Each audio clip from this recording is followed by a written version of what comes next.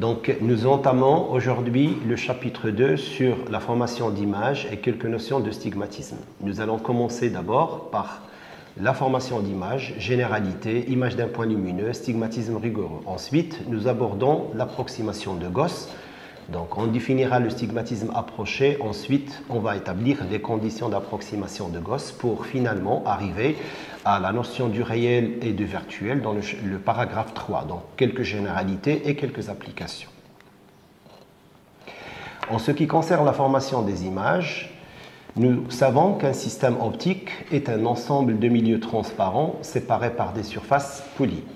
L'image formée à travers un système optique peut être de nature réelle, de nature virtuelle, elle peut être droite, elle peut être inversée, elle peut être petite ou grande, etc. Nous pouvons définir un paramètre qui s'appelle le grandissement linéaire et qui est la taille de l'image sur la taille de l'objet. Nous considérons que la lumière va arriver de la gauche vers la droite pour la suite de ce cours. Donc la lumière va se propager de gauche à droite, sauf qu'à contraire, pour des milieux où la lumière va venir du bas vers le haut ou du haut vers le bas. Et on va définir d'abord la notion d'un point réel objet. Alors le point réel objet, c'est un point qui donne des rayons lumineux divergents à partir de la source. Nous conviendrons aussi de définir un point image réel comme étant un point où les rayons lumineux vont converger vers ce point A'. On définit le point réel par un point A et on définit le point image réel par un point A'. On va parler d'un faisceau de lumière convergent et on va parler aussi d'un faisceau de lumière divergent. Bien. Un premier paragraphe est consacré à l'image d'un point lumineux et nous allons sur la figure suivante représenter un système optique avec son axe principal. On va prendre un point lumineux qui va émettre des rayons lumineux vers ce système. On identifie l'angle I, l'angle entre l'axe principal et le rayon incident. Alors, si la lumière converge vers un point A', défini par un angle R qui est entre le rayon réfracté convergent et l'axe principal, on arrive au point A'. A' est appelé image de A à travers le système. Juste, je voudrais rappeler que l'objectif de ce cours d'optique géométrique est de former des images. Donc, si nous voulons former des images, nous avons besoin d'un point source, comme ça a été rappelé au chapitre 1, d'un système optique, d'un milieu. Et le système optique doit être un système qui est homogène, transparent, avec un indice de réfraction. Donc les rayons qui sont issus de A, point objet, vont arriver vers un point qui s'appelle A'. Si le système est convergent et si le système est divergent, on va définir après c'est quoi un système convergent et c'est quoi un système divergent. Donc ils arrivent en un point qui s'appelle point image. Exemple. Si vous êtes debout devant une piscine et qu'une pièce de monnaie se trouve dans cette piscine et que l'eau est claire et bien transparente, si vous observez la pièce de monnaie, vous aurez donc cette sensation d'observation d'une pièce qui est au fond un petit peu déformée, plus proche de la réalité, parce que la lumière va arriver sur la pièce et sera réfléchie vers les yeux. Et dans ce cas, l'image que vous observez est une image qui arrive d'un objet au fond de cette piscine. Donc c'est une image qui arrive vers les yeux et c'est une image qui est virtuelle. Donc, par exemple, si vous observez un objet à travers une loupe, vous allez recevoir sur l'œil, sur la rétine, cette image. Cette image est aussi considérée une image virtuelle. Par contre, si vous utilisez une lentille convergente et que vous placez un objet bien avant le foyer objet de cette lentille, vous allez recevoir une image qui sera de nature réelle et qui sera par contre projetée sur un écran. Alors, avant d'entamer de manière générale ce que c'est que l'objet, l'image réelle et ou virtuelle, nous allons parler un petit peu du stigmatisme. Et sur la figure que nous représentons, on va considérer deux points objet et image qui sont dits points conjugués, rigoureusement stigmatiques pour le système S, si tous les rayons qui sont issus de A, quelle que soit l'incidence, convergent après la traversée du système optique vers le même point A'. Si nous avons un point unique A' pour un point objet A, nous considérons que le système optique est un système qui est rigoureusement stigmatique pour le couple de points objet et image conjugués. Par exemple, on peut voir sur la figure suivante le cas du miroir plan. Si nous considérons un miroir plan et qu'un objet lumineux, on voit un pinceau lumineux vers ce miroir. Donc l'image formée, le point objet est réel et l'image formée sera virtuelle, et que tous les rayons incidents qui sont issus de A, quelle que soit leur incidence, vont donner un seul point et unique A'. On dira que le miroir plan est un miroir qui est rigoureusement stigmatique pour tous les points de l'espace. Sauf que quand on étudie l'optique, on aura affaire aux lentilles, prisme, lame à face parallèle, dioptre plan, dioptre sphérique, miroir sphérique, et on n'a pas forcément cette notion de stigmatisme rigoureux pour l'ensemble des points.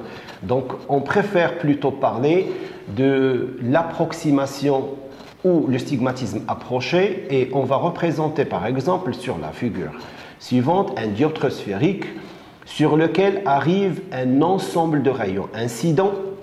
Mais comme on peut le voir, ils ne convergent pas tous vers le même point A'. Vous voyez, les rayons qui sont plus ouverts vont converger plus rapidement, et les rayons qui sont de faible incidence vont converger presque autour du point A'.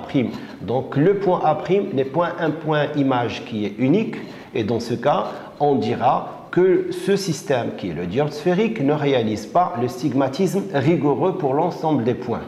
Alors, on va définir dans ce sous-paragraphe de 1 le stigmatisme approché.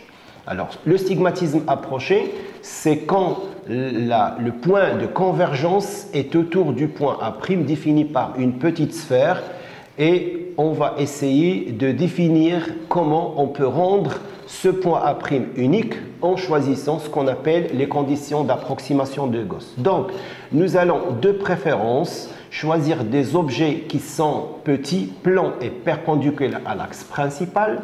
Nous allons aussi choisir que chaque objet envoie des rayons de faible incidence, donc les rayons sont paraxiaux.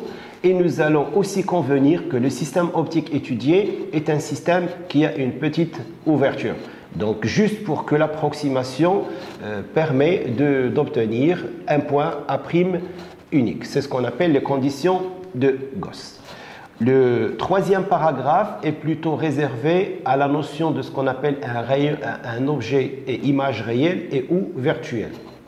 D'abord, sur la figure 1, nous considérons que le point objet est réel si les rayons sont issus réellement de ce point vers le système optique. Donc c'est un faisceau qui est divergent. Nous considérons aussi que le point objet est virtuel si les rayons semblent provenir de ce point. Ils ne viennent pas réellement vers ce point, mais semblent provenir vers ce point qui est plutôt, lui, disposé d'un espace image-objet virtuel. Alors, la notion de point image, comme ça a été rappelé, réel, si les rayons convergent réellement, et c'est la figure numéro 3, vers ce point. Et enfin, on va définir le point image virtuel. C'est un point pour lequel les rayons lumineux qui en proviennent ne passent pas réellement par ce point de convergence, et ainsi nous définissons le point image virtuel. Alors, pour situer l'ensemble de ce qu'on vient de dire en ce qui concerne les espaces des objets réels et des images réelles, espace virtuel objet et espace virtuel image, je représente sur ce schéma un système optique sur lequel arrive de la lumière incidente de la gauche vers la droite et converge vers un point qui se trouve sur la droite. Le premier espace est défini comme étant l'espace des objets réels, et le second espace est défini comme étant l'espace d'images réelles. Alors, si nous avons un objet qui n'est pas situé sur l'espace des objets réels et qui se trouve sur la droite, il sera considéré un objet virtuel.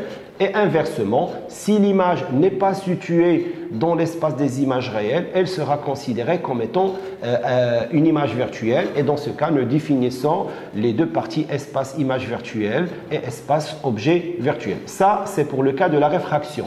Par contre, quand il s'agit de la réflexion de la lumière, La réflexion de la lumière, nous avons un principe qui est simple, c'est que la lumière incidente va venir et sera réfléchie et revient vers le milieu d'entrée. Donc le milieu d'entrée, c'est aussi le milieu de sortie. Donc si on raisonne en termes de sens de propagation de la lumière, nous conviendrons de choisir que le milieu d'entrée de la lumière, c'est l'espace des objets et des images réelles. Et si la lumière revient vers le milieu de réflexion, l'image sera réelle et l'objet sera aussi réel. Alors que si l'image est formée dans l'autre espace qui ne réfléchit pas la lumière, l'image et l'objet seront considérés virtuels. Et pour plus de précision, nous aborderons dans les chapitres 3, 4 et 5 plus de détails sur des systèmes optiques tels que le dioptre plan, le dioptre sphérique, le miroir sphérique,